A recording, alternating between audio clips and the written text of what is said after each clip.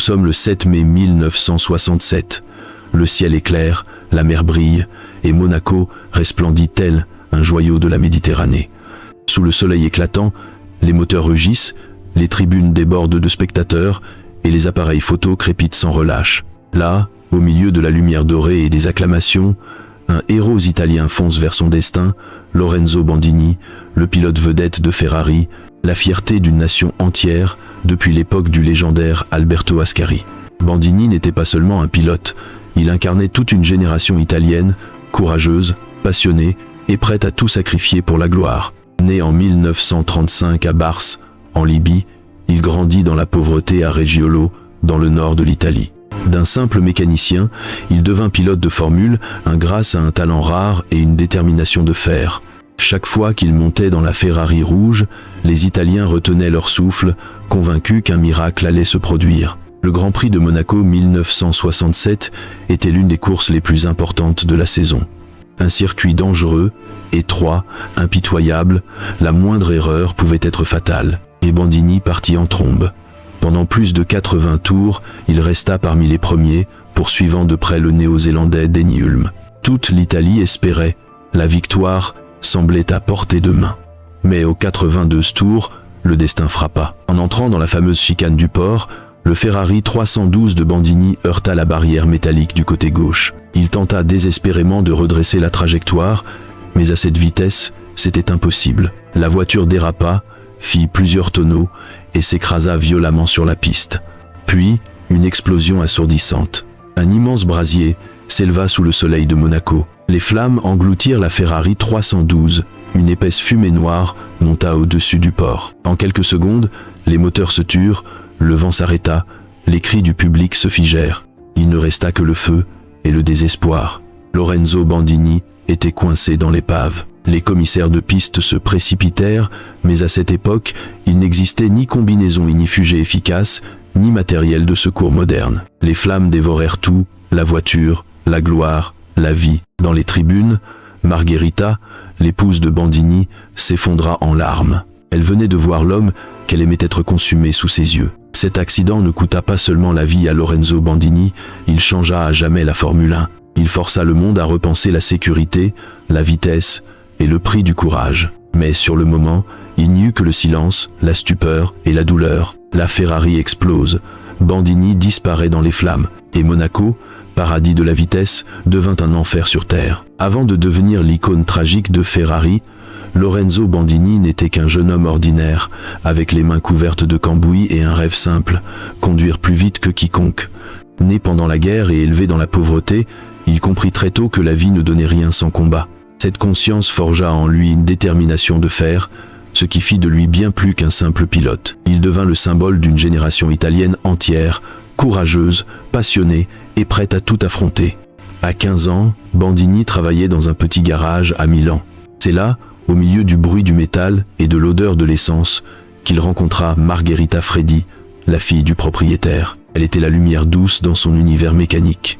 Margherita croyait en lui, bien avant que le monde ne connaisse son nom. Le soir, lorsque le garage fermait ses portes, Bandini restait souvent seul, assis sur un vieux tabouret, démontant des pièces de moteur et rêvant du jour où il piloterait une voiture portant l'emblème du cheval cabré, Cavallino rampante. Au début des années 1960, Bandini participa à de petites courses locales. Il n'avait ni argent, ni réputation, seulement un talent rare et une absence totale de peur. Ferrari le remarqua après ses performances audacieuses à la Mille Miglia. Le légendaire Enzo Ferrari, connu pour sa froideur, déclara avoir vu en lui le feu d'Ascari. C'è ainsi que Lorenzo Bandini devint pilote ufficiale Ferrari. Au volant de sa Ferrari rouge, Bandini conquit les foules non seulement par sa vitesse, mais aussi par son humanité. Il n'était pas homme à chercher la gloire. En dehors des circuits, il restait discret, souriant, d'une modestie touchante. Pendant ses jours libres, il rendait souvent visite à un orphelinat proche de chez lui pour jouer au football avec les enfants, qui ignoraient que leur ami Lorenzo était un pilote de Formule 1. Pour l'Italie, Bandini incarnait le héros du peuple, il Ragazzo d'Oro, le garçon en or. Son histoire d'amour avec Margherita émut tout le pays. Ils se marièrent en 1963, au moment où sa carrière atteignait les sommets. À chaque course, Margherita était là, sur les tribunes, brandissant un petit drapeau italien, le sourire aux lèvres, mais la peur dans les yeux. Elle savait que chaque départ pouvait être le dernier. Mais leur amour surpassait la crainte. Un jour, Bandini lui dit « Si un jour je ne reviens pas, souviens-toi que j'ai vécu comme je le rêvais. » Margherita ne répondit pas. Elle serra simplement sa main, comme pour le retenir à jamais. Dans le paddock, Bandini était respecté de tous. Honnête, loyal, travailleur, il n'était pas un casse-cou insensé, mais il n'abandonnait jamais. Pour lui, la vitesse n'était pas un jeu, c'était une forme de liberté. Lors d'une interview, il confia « Quand on roule à 250 km/h, on ne pense plus à la peur, on pense à la vie. » Mais cette vie qu'il aimait tant allait bientôt se retourner contre lui. Après sa victoire en Autriche en 1964, la seule de sa carrière, Bandini devint la nouvelle étoile de Ferrari. Il portait sur ses épaules la fierté d'une nation entière, un homme sincère, passionné, prêt à tout risquer pour la gloire. En 1967, à 31 ans, Bandini savait que sa carrière touchait à sa fin, mais son feu intérieur brûlait toujours. Pour lui, Monaco n'était pas une course comme les autres, c'était un rêve inachevé qu'il voulait enfin accomplir. 2 ans plus tôt, il y avait frôlé la victoire. Cette fois, il croyait que le destin lui sourirait. Mais personne ne pouvait imaginer que ce destin l'attendait vraiment, non pas avec une couronne de laurier, mais avec une mer de feu. Le 7 mai 1967, Monaco se réveilla sous un soleil doré et une brise douce venant de la mer. Personne ne pouvait imaginer que, quelques heures plus tard, ce port paisible deviendrait le théâtre de l'une des plus grandes tragédies de l'histoire de la Formule 1. Dans les paddocks, Lorenzo Bandini apparaissait comme à son habitude, calme, concentré. Il portait sa combinaison rouge, son vieux casque blanc, une petite tasse de café à la main. Au loin, sa femme Margherita lui adressa un sourire, mêlé d'une inquiétude silencieuse que seules les épouses de pilotes peuvent comprendre. Bandini s'approcha d'elle, posa doucement sa main sur sa joue et murmura « Aujourd'hui, je me sens bien, la Ferrari va parfaitement. » Elle hocha la tête, sans réussir à cacher sa peur. Depuis les tribunes, les spectateurs applaudirent lorsque le rugissement du moteur V12 de la Ferrari 312 fit trembler les rues étroites de la principauté. Le circuit de Monaco, étroit, dangereux, sans échappatoire, était redouté de tous. Mais pour Bandini, c'était la course de sa vie. Dès les premiers tours, il montra sa confiance. Il dépassa plusieurs concurrents et se plaça juste derrière le néo-zélandais Denny Hulme, leader sur sa Brabham. Bandini ne pilotait pas avec témérité, mais avec une précision d'artiste. Tour après tour, la voiture rouge fendait la lumière du soleil et le drapeau italien flottait fièrement à la 2e place. Ce jour-là, tout semblait possible. À la 80e boucle, l'écart entre Bandini et Hulme n'était plus que de quelques secondes. Les commentateurs parlaient d'une poursuite du destin. Sur les gradins, Margherita tremblait, les mains serrées. Elle savait que son mari dansait avec la mort. Puis vint le 82e tour, celui qui allait tout changer. En abordant la célèbre chicane du port, la roue arrière gauche de la Ferrari toucha la barrière métallique. La voiture perdit le contrôle, dérapa et fit plusieurs tonneaux dans les airs. Un cri d'horreur parcourut la foule, puis un silence glacial, et soudain, une explosion retentissante. Un immense brasier s'éleva dans le ciel. Les flammes engloutirent la Ferrari 312, attisant les bottes de paille installées en bord de piste. L'effet s'est propagé en quelques secondes. Lorenzo Bandini était prisonnier dans le cockpit. Il tenta de se libérer, mais les ceintures étaient bloquées, le casque brisé, le feu impitoyable. Les commissaires de piste accoururent, mais les moyens étaient dérisoires. Les flammes montaient à plusieurs mètres de haut, la chaleur était insoutenable. En un instant, Monaco, symbole du luxe et du glamour, devint un enfer de feu. Les extincteurs portatifs ne suffisaient pas. Les secondes passaient, et Bandini restait prisonnier. Certains pilotes ralentirent en voyant le nuage noir, mais poursuivirent leur route, conscients que tout était perdu. Sur les tribunes, Margherita cria de désespoir en voyant la Ferrari rouge se transformer en torche vivante, le symbole de toute une nation italienne en flammes. Ce n'est qu'après 4 minutes que les secours réussirent à extraire Bandini des décombres. Il respirait encore, mais plus de 70% de son corps était brûlé. Son casque, sa combinaison, ses gants, tout avait disparu. Il fut transporté d'urgence à l'hôpital Princess Grace, les sirènes hurlant à travers les rues étroites de Monaco. Le monde entier du sport automobile retint son souffle. Les caméras de télévision diffusaient les images de l'accident. Des images qui marqueront à jamais l'histoire. Une Ferrari explosant, un pilote pris au piège dans le feu, une foule impuissante. Quelques heures plus tard, les médecins annoncèrent qu'il respirait encore, mais ses chances étaient minces. Bandini souffrait de brûlures au 3e degré, de côtes fracturées, de lésions pulmonaires et d'une rupture de la rate. Il fut opéré, transfusé, maintenu en vie artificiellement. Mais son corps était à bout. Son cœur ralentissait. Dans la nuit, Margherita resta à son chevet, tenant sa main bandée, murmurant « Je t'avais dit de ne pas aller si vite ». Aucune réponse. Seul le souffle des machines rompait le silence. La lumière blafarde éclairait le visage d'un homme qui fut, un jour, un héros de la vitesse.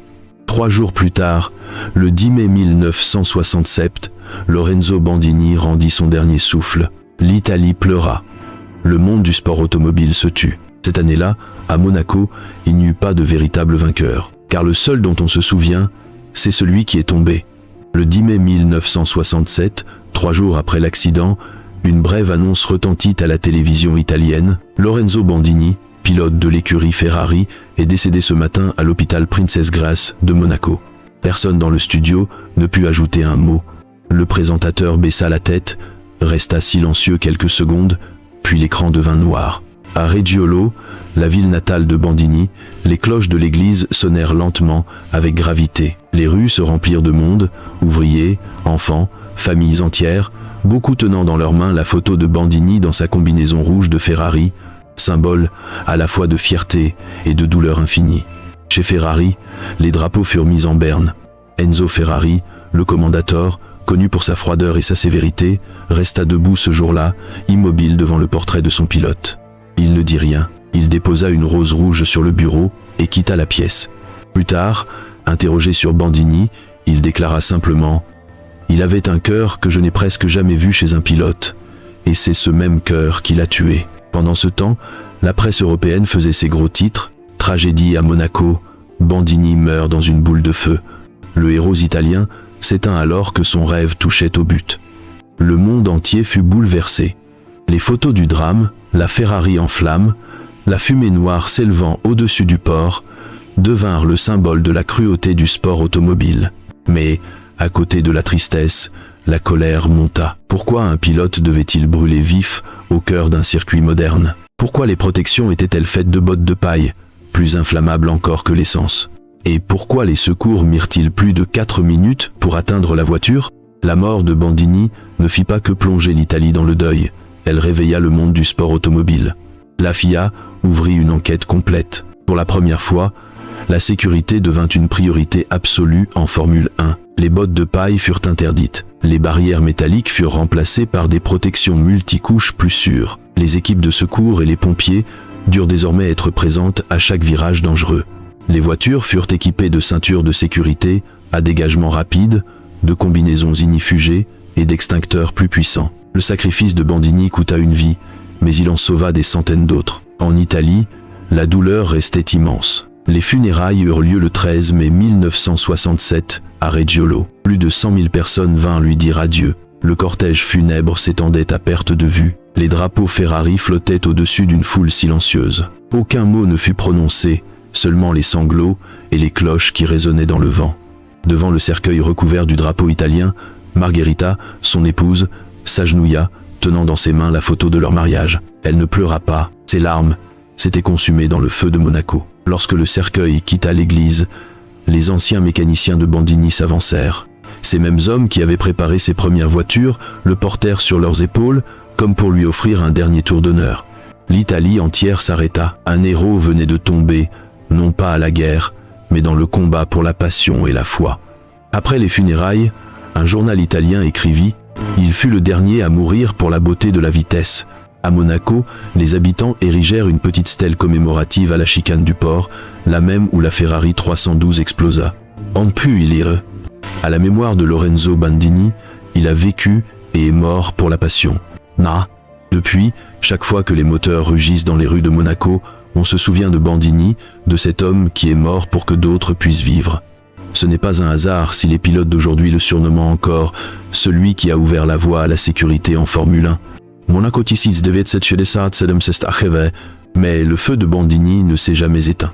Il ne brûle plus les hommes, il éclaire les consciences. La mort de Lorenzo Bandini ne mit pas seulement fin à un chapitre sanglant de l'histoire de Ferrari, elle marqua la naissance d'une nouvelle ère de conscience et de changement. Des cendres de la Ferrari 312 calcinée est né un monde du sport automobile plus sûr. Mais pour l'Italie, pour tous ceux qui aiment la vitesse, Bandini reste une blessure qui ne guérira jamais. Après les funérailles, Margherita retourna à Reggiolo, vivant discrètement dans la petite maison qu'ils avaient achetée avant sa mort. Elle ne se remaria jamais et ne quitta plus l'Italie. Chaque année, le 7 mai, elle allumait une bougie devant la photo de Lorenzo en combinaison rouge, son sourire éternel et ses yeux remplis de lumière, comme s'il n'avait jamais quitté le circuit. Beaucoup la surnommèrent la veuve de Ferrari, mais elle répondait simplement « Yenale Posperdo ». Il conduit juste sur une autre piste. Cette phrase est devenue, au fil du temps, un symbole d'amour et de fidélité, non seulement entre deux êtres, mais entre l'homme et son rêve. Chez Ferrari, tout changea après le drame. Même Enzo Ferrari, habituellement froid et distant, ordonna la création d'un département de sécurité interne, une première dans l'histoire de l'écurie. À partir de 1968, chaque Ferrari fut redessiné, châssis renforcé, réservoir protégé contre le feu, système d'évacuation rapide. C'est Enzo lui-même qui déclara « Si Lorenzo devait mourir alors que personne d'autre ne meurt de la même manière ». En 1992, un groupe d'amis, d'anciens collègues et de fans créa le prix Lorenzo Bandini, Premio Lorenzo Bandini, à Brisighella, une petite ville du nord de l'Italie. Ce prix ne récompense pas la victoire, mais l'esprit de courage, de dévouement et d'humanité, les valeurs que Bandini a incarnées. De Michael Schumacher à Fernando Alonso, jusqu'à Charles Leclerc, tous ont un jour reçu ce trophée devant la statue de bronze de Bandini, l'homme qui a ouvert la voie pour eux. Dans le monde de la course, quand on parle de la sécurité en fun, 3 noms reviennent toujours, Von Trips, Bandini et Senna. 3 morts, 3 chocs, 3 tournants de l'histoire. Mais Bandini fut la première flamme, celle qui fit comprendre au monde le prix réel de la vitesse. Sans lui, la Formule 1 ne serait peut-être pas devenu le sport que nous connaissons aujourd'hui, un sport où la technologie protège enfin la vie. Depuis, la figure de Bandini vit à travers des documentaires, expositions et hommages. L'une des photos les plus célèbres, prise quelques heures avant la course, le montrant assis au bord du port de Monaco, regardant la mer avec un sourire calme, est considérée comme le dernier portrait d'un esprit libre. Sur cette image, il n'y a ni peur ni angoisse, seulement la paix et la lumière, comme s'il savait que ce qui l'attendait n'était pas une fin, mais un autre voyage. Aujourd'hui, à la chicane où il perdit la vie, on dépose encore des fleurs fraîches sous une plaque gravée « Lorenzo Bandini, 1935-1967, son courage a changé la Formule 1. Peut-être est-ce ainsi que l'histoire dit merci à l'homme qui transforma sa tragédie en cadeau pour l'avenir. Et comme toutes les légendes, Bandini n'est jamais vraiment mort. Il continue de courir, non plus dans une Ferrari 312, mais dans le cœur de ceux qui comprennent que la vitesse n'est pas faite pour mourir, mais pour sentir la vie plus intensément que jamais. Près de 60 ans se sont écoulés depuis que le feu du port de Monaco a emporté Lorenzo Bandini. Le monde a changé, la Formule 1 est entrée dans une ère technologique, châssis en carbone, système à l'eau, centaines de capteurs et protocoles de sécurité quasi infaillibles. Et pourtant, chaque fois que les pilotes abordent la chicane du port, là où la Ferrari 312 a explosé, le nom de Bandini semble encore flotter dans l'air.